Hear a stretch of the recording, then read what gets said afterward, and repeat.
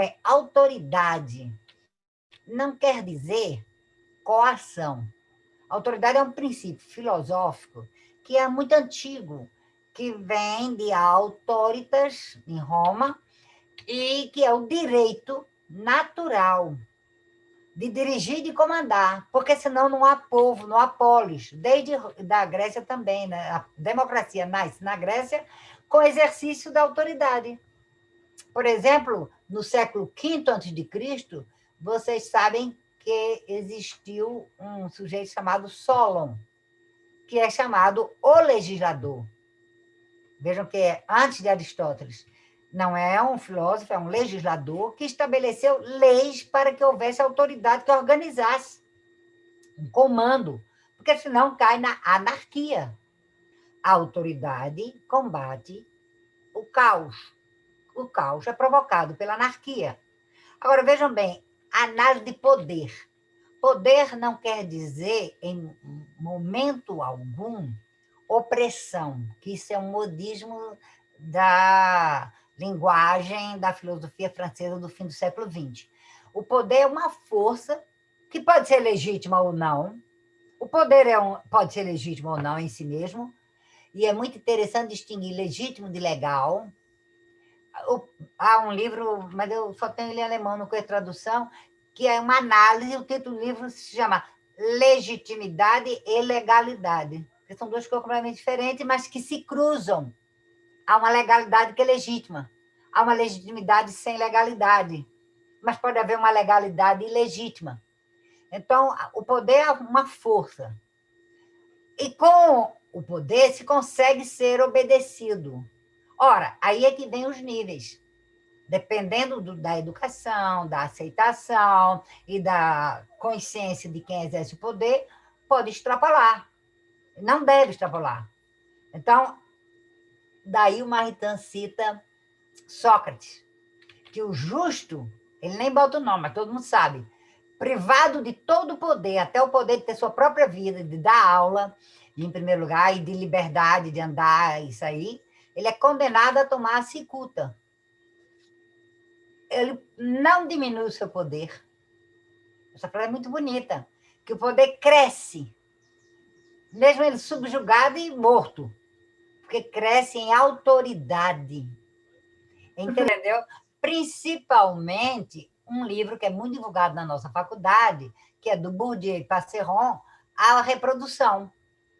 Esses jovens autores franceses do terceiro quarto do século XX escreveram que o professor exerce o poder porque oprime o aluno. Ele destruiu toda a ideia de autoridade. Esse livro é pernicioso demais, é uma cicuta, porque é um livro venenoso. É como as pessoas que repetem Paulo Freire, pedagogia do oprimido, a opressão que o professor faz. Então, é uma relação muito restrita. Claro que há esse tipo de poder, mas não é o que nós falamos quando estamos discutindo o humanismo. Então, essa distinção entre essas duas palavras latinas, autoritas e potestas, que ele usa, ela não pode ser levada ao extremo, aquilo que eu disse, são duas identidades categóricas, mas que se aproximam e se tocam.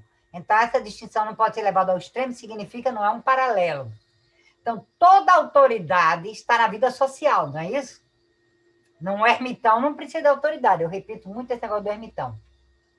E se completa com o quê? Com o poder. De algum modo que não seja necessariamente jurídico. Porque senão essa autoridade é inútil, gente. E não tem eficácia nenhuma. E o todo poder, que na expressão de uma autoridade, é iníquo. Quer dizer exatamente ilegítimo. Quer dizer do mal. Quer dizer alguma coisa perversa, alguma coisa que não é correta, que não é certa. É uma iniquidade que se fala. Então, todo poder é uma expressão de uma autoridade. Daí vem os estudos no direito romano sobre o pátrio poder. E o grande problema hoje da sociedade, qual é? O pai e a mãe que abdicaram desse poder. Um antropólogo norte-americano, ele morreu muito jovem, teve um câncer, Christoph Lasch, porque ele pega dois focos a psicanálise e a omissão dos pais, o fim da família, como as causas do mal que nós estamos vivendo. A família é o refúgio.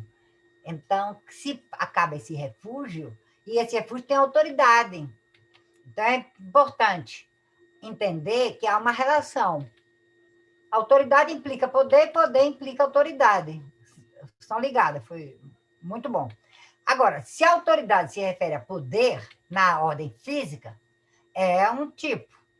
Mas a autoridade, enquanto ordem moral, o poder se eleva, é um poder dignificado. Por exemplo, o poder de um juiz de autorizar uma pessoa negra na década de 50 nos Estados Unidos a frequentar uma escola. A menina Ruby, não foi década de 50, ela nasceu em 47 e ela tinha 8 anos, década de 50. É a primeira criança a se matricular numa escola. Eu li isso, é muito interessante. Ela ainda está viva e ela ia com escolta e a escola esvaziou toda. Todos os pais tiraram.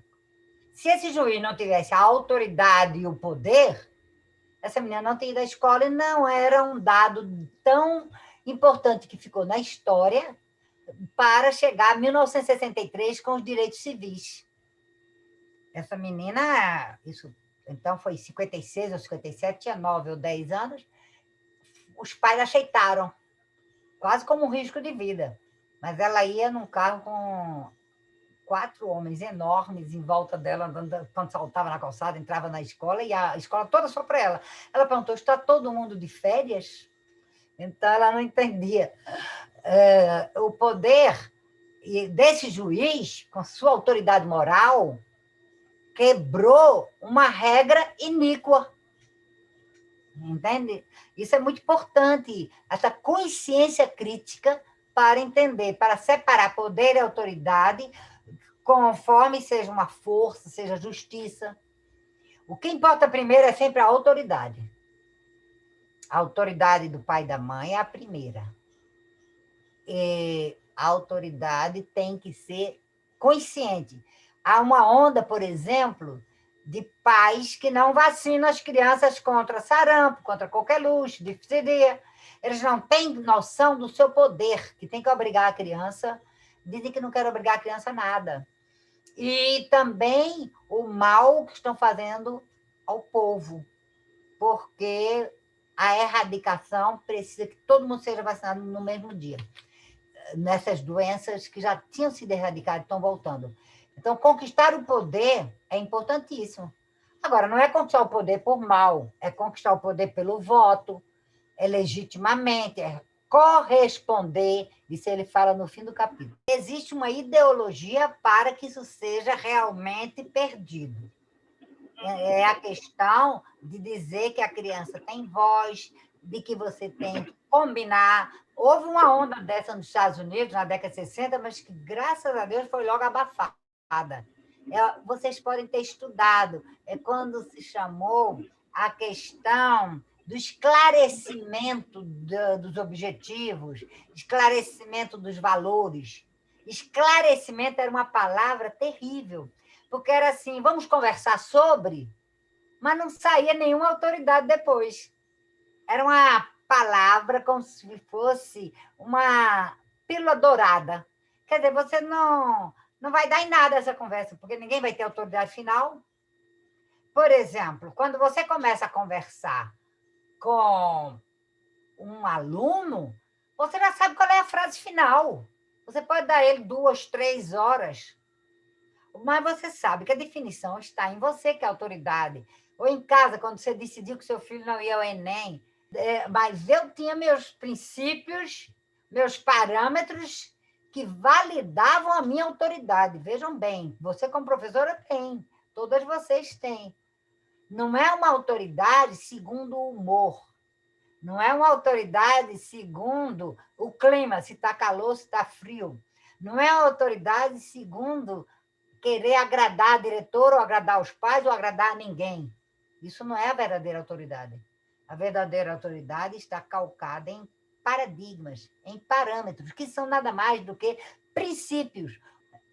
O parâmetro não é regra, parâmetro é anterior à regra. Tem que entender isso filosoficamente. É o princípio que gera a regra. Então, a vida é feita disso. Ou a autoridade natural, do pai, da mãe, ou adquirida, que é o caso do professor. Então, ele tem o direito de ser seguido e obedecido pelas vontades. E, por isso, tem o direito de ser o finzinho do item, a última frase. Ele tem o direito de exercer o poder.